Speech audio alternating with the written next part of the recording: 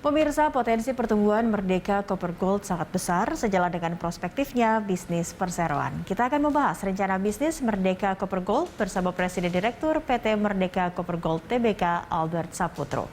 Selamat pagi Pak Albert, apa kabar? Selamat pagi Bu Cakri, baik-baik. Sehat-sehat semua. Sehat-sehat juga, baik Pak. Kita akan membahas terkait MDKA ini yang kabarnya baru saja melakukan RUPSLB begitu ya, 27 Januari lalu begitu ya Pak ya. Nah ini hasilnya seperti Betul. apa hingga muncul rencana rights issue dan juga target-target dari rights issue tersebut? Sebenarnya rencana right issue tersebut kita udah rencanakan dari akhir tahun lalu. Makanya kita lakukan pemanggilan untuk RUPSLB tanggal 27 Januari kemarin. Inti dari right issue tersebut, intinya dari pemegang saham menyetujui penerbitan 1,2 miliar lembar saham, sekitar 5% dari total outstanding, di harga 28.30. Tujuan dari penggunaan dana right issue tersebut seperti yang udah kami disclose untuk kebutuhan likuiditas perusahaan, modal kerja, dan belanja modal perusahaan. Dan mungkin seperti yang udah dipublikasikan sebelumnya bahwa perusahaan juga di akhir tahun 2021 ada menginvestasikan sekitar 80 juta dolar untuk 50,1% kepemilikan saham di PT Andalan. Baik. Makanya kita replenish capital juga. I think tujuannya demikian. Oke, baik. Dan ini kira-kira dana atau potensi dana segar yang bisa diraup nantinya dari rights issue seperti apa dan apakah sudah ada standby buyers juga untuk itu, Pak? Saat ini semua masih dalam perencanaan karena approval-nya juga baru kemarin, Bu Cakri, tanggal 20 Januari kemarin. Baik. Jadi semua masih dalam tahap perencanaan. Kami punya waktu 1 tahun untuk melaksanakan itu semua. Oke, dan untuk proses ini tadi Anda sudah sempat menyinggung juga soal pengambil alihan saham PT Andalan Bersama Investasi ABI begitu ya. Prosesnya seperti apa dan gambaran prospek ya dengan pengambil alihan ABI ini? Oke, jadi proses pengambilan alihan ini kita investasinya sudah berjalan. Saat ini menunggu beberapa kondisi persyaratan yang harus dipenuhi untuk mengkonversi kepemilikan saham menjadi 50,1. Selain daripada itu, PT Andalan itu juga di akhir tahun 2021 mengakuisisi PT Gorontalo Sejahtera Mining, PT GSM dari PTJ Resources. Dan kenapa hal ini menjadi sangat strategis buat kita? Karena Merdeka saat ini melalui PT PETS juga memiliki IUP di Pani, di Gorontalo, dan lokasinya bersebelahan dengan PT GSM. Dengan selesainya akuisisi yang kita lakukan, hal ini bisa memperbolehkan Merdeka untuk mendevelop aset Pani ini menjadi satu kesatuan. Dengan total cadangan saat ini 4,7 juta ounce emas, dengan potensi upside dengan kegiatan drilling yang akan terus dilakukan. Artinya ini dengan akuisisi ABI ini dengan sedikit banyak mempengaruhi produksi dari yang dimiliki oleh MDKA sendiri. Seperti itu Pak Albert, atau ada hal lain yang ingin disasar dengan akuisisi ABI? Untuk kedepannya iya, jadi kita panggil proyek ini proyek Pani secara keseluruhan, gabungan dari kepemilikan IUP kita melalui PT PETS dan kontrak karya melalui PT GSM. Dengan pengembangan bersamaan dari kedua aset tersebut, basically kita bisa melihat bahwa aset ini bisa dikembangkan sebagai aset produksi yang bisa produce sekitar 250 ribu ounce per tahunnya atau lebih, dan dalam jangka waktu yang panjang. Jadi ini salah satu tambang open pit paling besar di Indonesia nantinya. Oke, dan tentunya untuk sampai ke sana banyak hal-hal yang perlu dilakukan. Drilling program kita lakukan segera dari sekarang, dan mudah-mudahan kita bisa mencapai titik produksi dalam beberapa tahun ke depan. Oke. Akan berpengaruh tidak? Mungkin akan ada ekspansi lagi untuk pembukaan tambang atau hal lain untuk lebih menyokong proses produksi lagi untuk saat ini dengan adanya afiliasi saham ABI juga? Tentunya demikian, Bu Cakri, bahwa akuisisi ini harapannya proyek Pani ini akan generate more gold productions di masa datang. Baik, intinya lebih memperbanyak produksi begitu ya dengan adanya ABI ini. Oke, selain afiliasi Betul. saham ABI, Pak Albert, ini baru MDKA juga baru mengumumkan ada investor strategis perseroan baru, Hong Kong Broad Cattle Co Ltd begitu. Ini seperti apa kerjasama yang dilakukan terhadap investor strategis Jadi ini? dua hal. Jadi dua hal yang kita setujui bersama dengan Broom Cattle ini.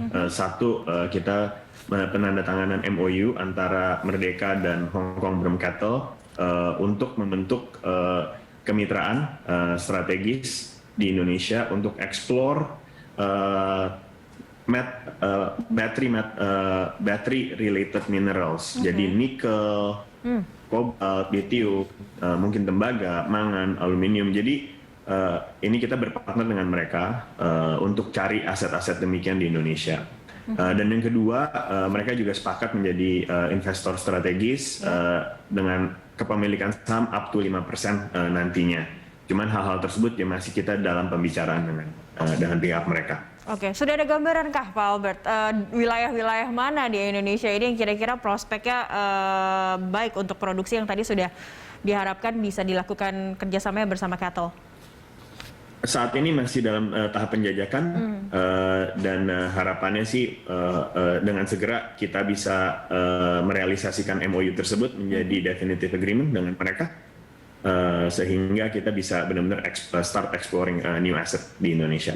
Oke, baik. Nah, urusan kalau berbicara soal mungkin pembukaan tambang ini harus ada sustainable, secara yang sustainable dan juga bagaimana bertanggung jawab terhadap lingkungan. Kita akan lanjutkan di segmen berikutnya. Selain kita akan membicarakan seperti apa prospek dari saham MDKA.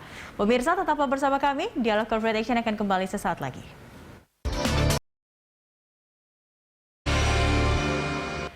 Pemirsa, PT Merdeka Copper Gold Tbk telah menjadi salah satu emiten di Bursa Efek Indonesia sejak 2015. Rekan Julita Otalamadua akan menyampaikan sejumlah informasinya untuk Anda. Julita, silakan. Si Cakri, pemirsa, saham PT Merdeka Copper Gold Tbk telah menjadi pilihan pelaku pasar lebih dari 5 tahun yang lalu. Kita simak datanya bersama, pemirsa. Ya, kita lihat pemirsa, PT Merdeka Copper Gold Tbk, kodenya adalah MDKA, IPO sejak 19 Juni 2015. Masuk ke papan pengembangan, bidang usahanya adalah pertambangan dan jasa konsultasi manajemen, sektornya barang baku, subsektornya barang baku, kemudian industrinya logam dan mineral, subindustrinya emas. Dan selanjutnya pemirsa, kita lihat pemegang saham dari Merdeka Copper Gold ini. Nah, kita lihat PT Mitra Daya Mustika memiliki 12,87% saham atau 2,95 miliar lembar saham. Kemudian dimiliki oleh perseorangan 8,86%. PT Suwarna Arta Mandiri memiliki 1,39 miliar lembar saham atau 6,05%. PT Saratoga Investama Sedaya Tbk memiliki 18,29% saham. Dan masyarakat memiliki saham mayoritas yaitu 53,92% saham. Selanjutnya kita lihat pergerakan nilai saham dari MDKA ini pemirsa sejak Februari tahun lalu. Kita lihat di level Rp2.330 per lembar saham. Kemudian turun pada April. Pergerakannya cukup fluktuatif hingga September pemirsa. Di September sempat turun ke Rp2.460 dan naik signifikan pada November. Kita lihat di level Rp4.040. Kemudian pada Januari juga trennya masih naik. Dan pada Februari 2022 ini tercatat di Rp3.630 per lembar saham. Ya, itu dia pemirsa sejumlah informasi yang dapat saya sampaikan. Kembali ke Cakri. Terima kasih Julita. Dan kita kembali berbincang bersama Bapak Albert Saputro, Presiden Direktur PT Merdeka Copper Gold Tbk. Pak Albert, kalau kita lihat sepanjang 2021 ini cukup fluktuatif begitu ya, naik turun dari saham MDKA. Tapi kalau dari pandangan Anda sendiri, di luar dengan sentimen pasar begitu, Anda melihatnya sudah seperti apa pergerakan saham dari MDKA? Mungkin saya nggak komen mengenai pergerakan harga saham, Bu Cakri. Cuman buat kami merasa prospek untuk industri tambang untuk Merdeka dan di Indonesia itu masih sangat besar. Terutama dari sisi kami potensi pengembangan baru tambahan dari proyek Tujuh Bukit yang ada sekarang dan proyek Wetar itu masih banyak. Okay. Ada 3 proyek yang sedang kita kerjakan saat ini. Satu proyek asset iron and metal yang di Morowali saat ini sedang proses konstruksi dengan harapan dengan target penyelesaian pada kuartal 1 tahun depan. Dan yang kedua yang tadi udah disebutkan penggabungan antara PT PETS dan PT GSM yang akan menciptakan salah paling besar di Indonesia di Tujuh Bukit juga proyek tembaga underground di Banyuwangi. Okay. Jadi dengan adanya hal-hal tersebut dan proses kemitraan yang kita lakukan dengan Broom Capital, juga saya masih merasa bahwa industri tambang dan prospek untuk Merdeka masih sangat prospektif di depan hari. Baik, dari Perseroan sudah optimistis begitu dan juga sudah nampak juga apa yang akan dilakukan oleh Perseroan.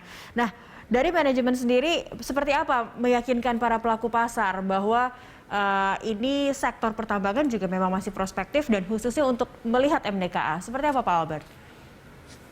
Seperti yang tadi saya sampaikan,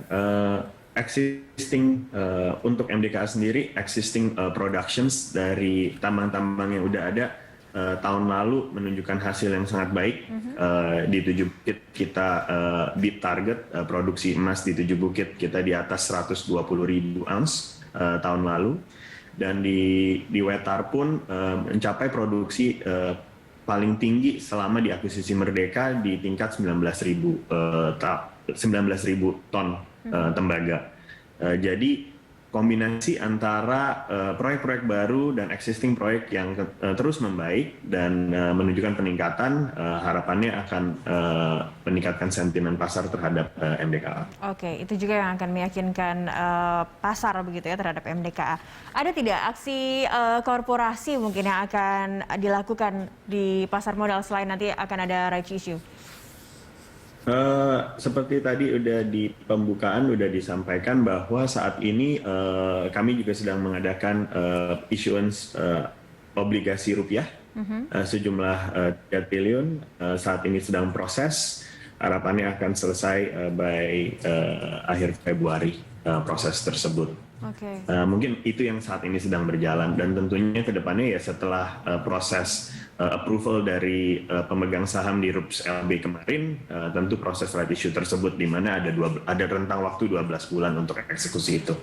Oke, baik. Dengan tadi rights issue dan ada obligasi, penawaran bunga yang ditawarkan kepada pasar atau kepada buyers nantinya akan seperti apa, Pak Albert? Untuk 1 tahun kami menawarkan 5-6%, dan untuk yang tenor 3 tahun kami menawarkan 7,25-8,25 di rentang tersebut, Bu. Baik. Dan untuk anak usaha, kalau tadi induk usaha sudah akan melakukan aksi korporasi, sudah jelas seperti yang Anda sampaikan tadi. Kalau anak usaha kira-kira ada rencana untuk melakukan IPO mungkin atau ada aksi korporasi yang akan dilakukan selanjutnya di 2022 ini? Untuk anak usaha saat ini belum ada, Bu. Jadi memang kita masih fokusnya adalah continue existing productions as is, dan continue to improve di existing aset yang ada. Dan untuk 3 aset yang tadi saya sebutkan tentunya adalah proses pengembangan, dan fokus kita saat ini di situ. Oke, baik. Dan ini yang menarik tadi, kalau Anda katakan akan membangun pit terbesar di Indonesia nantinya. Kalau kita awam berbicara akan membutuhkan begitu banyak dana, begitu. Adakah aksi galangan dana yang lain begitu yang akan dilakukan oleh Perseroan untuk hal ini? Mungkin dari perbankan atau dari sektor lain?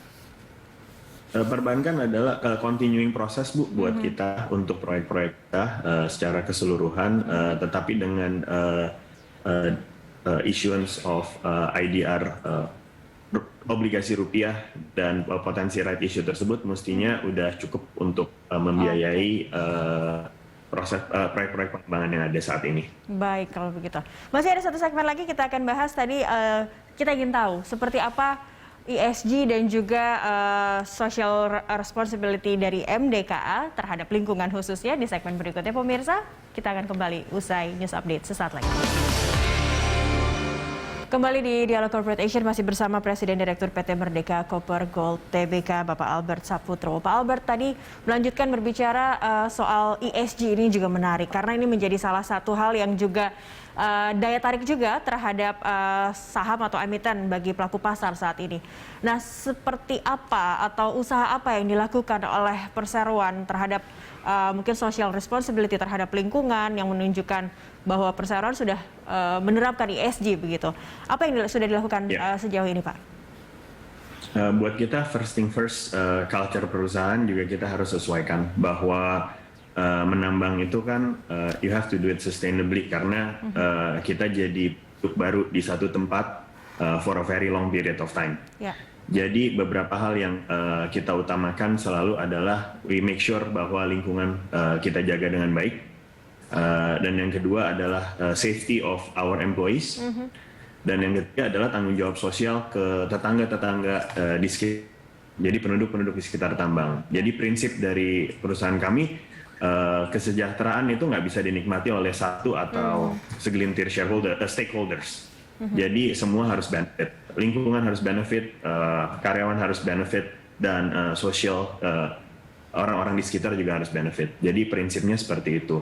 Dan hal-hal yang kita lakukan salah satunya adalah untuk ESG. Kami membentuk komite ESG khusus di dalam perusahaan untuk koordinasi dan memantau kegiatan ESG di setiap tambang, di setiap lokasi tambang. Oke, baik. Nah, dengan menerapkan ESG ini, apakah ada yang berbeda juga dari reaksi dari para pelaku pasar terhadap saham dari MDKA sejauh ini? Seperti yang Bu Cakri bilang, tentunya universe of investors-nya juga makin banyak dengan komitmen ke ESG. Dan saya rasa nggak cuma di dunia tambang, di dunia finansial dan di industri-industri lainnya pun ESG menjadi satu bagian yang penting. Dan pasar modal adalah salah satu cara untuk mendrive supaya ESG itu tercermin di setiap industri. Oke, baik. Dan harapan mungkin dari perseroan sendiri terhadap kebijakan pemerintah, pertama tidak hanya berkaitan dengan ESG saja, perlakuan terhadap lingkungan tambang dan lingkungan, tapi juga terhadap apa yang dilakukan oleh perseroan dari sektor tambang sendiri, seperti apa? Dari kami berkomitmen mengurangi intensitas emisi gas rumah kaca by 30% di tahun 2030 dan achieve zero emissions by 2050. Hal-hal yang kita lakukan tentu saat ini lagi dalam tahap penjajakan dalam penerapan renewable energy source di tambang-tambang yang ada.